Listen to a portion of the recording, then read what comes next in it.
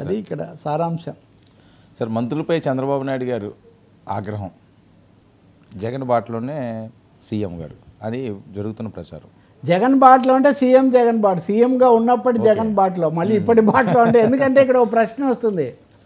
ఇప్పుడు జగన్మోహన్ రెడ్డి ప్రతిపక్ష నాయకుడు లేకపోతే ఇంకొకరు మాట్లాడితే చంద్రబాబుకి చాలా కోపం వస్తుంది. ఇప్పుడు మనం విమర్శిస్తే వెంటనే కింద ఇష్టం వచ్చిన కామెంట్స్ పెడతారు.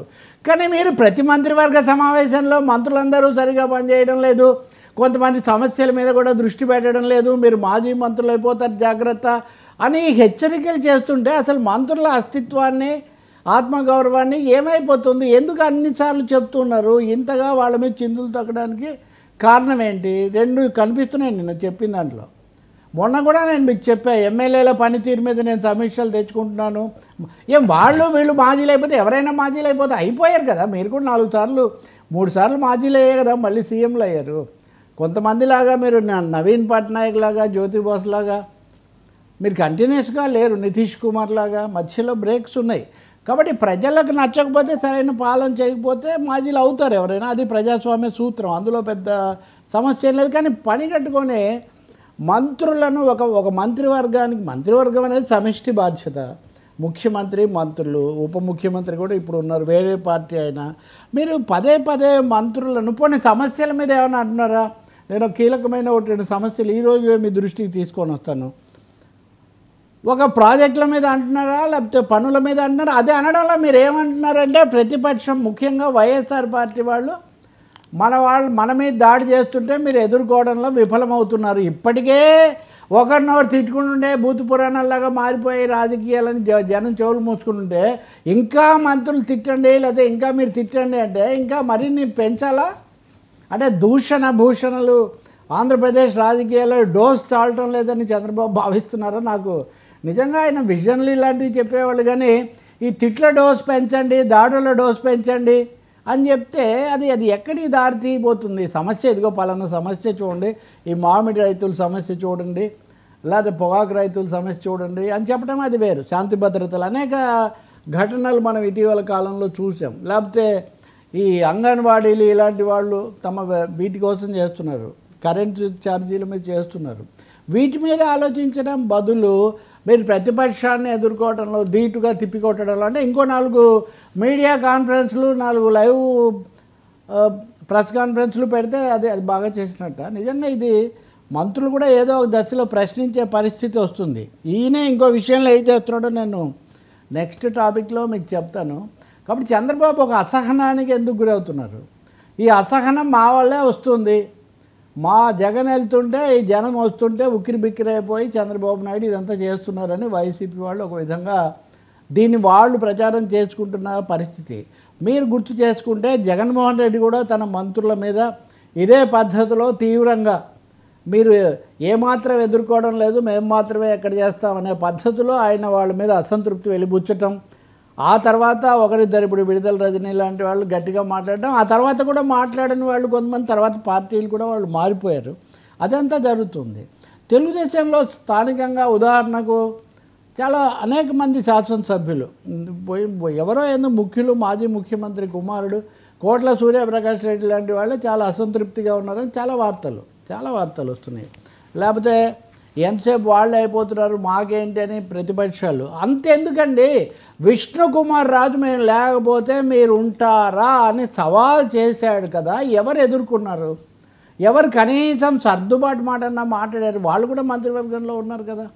కాబట్టి చంద్రబాబు నాయుడు గారు సమస్యల మీద ఫోకస్ అమరావతి ఉంది ఉదాహరణకు. నారాయణ గారు మీకు చాలా సన్నిహితమైన మంత్రి, ఏడాది అయిపోయింది, అమరావతిలో ఏమీ అంత సంతృప్తి లేదు, మీరే స్వయంగా రంగంలోకి దిగి మీటింగులు పెడుతున్నారు. మీరు నారాయణ గారి మీద లేకపోతే ఆనం రామనారాయణ రెడ్డికి ఆయనకు మధ్యలో మొన్న బహిరంగంగా జరిగిన వివాదం ఏ విషయాల మీద మీరు మాట్లాడారు? అంటే ఎంతసేపటికి కూడా ప్రతిపక్షాల గురించి ఆలోచిస్తున్నంతగా మీరు పాలన ప్రభుత్వంలో ఉండి చాలా అనుభవం లేని వాళ్ళు దాని మీద ఎందుకు ఫోకస్ పెట్టడం లేదు అనే ప్రశ్న ఇక్కడ ఉత్పన్నమవుతుంది. బహుశా చంద్రబాబు ముందు చెప్పారో తర్వాత చెప్పారో లేకపోతే ముందే ఫోన్లో చెప్పారో.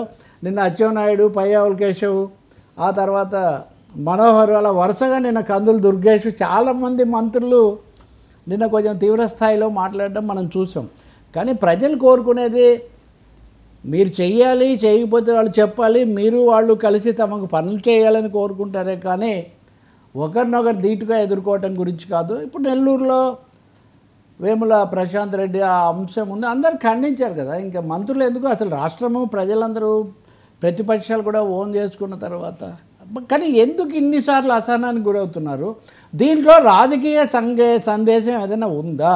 మంత్రివర్గంలో భారీ మార్పుకు చంద్రబాబు నాయుడు గారు రంగం సిద్ధం చేస్తున్నారా? రేపు లోకేష్ గారు మా పదవి బాధ్యతలు తీసుకుంటారనే కథనాలు వస్తున్న నేపథ్యంలో ఆయనతో పాటు సహజంగా మంత్రివర్గం కూడా మారుతుంది కదా.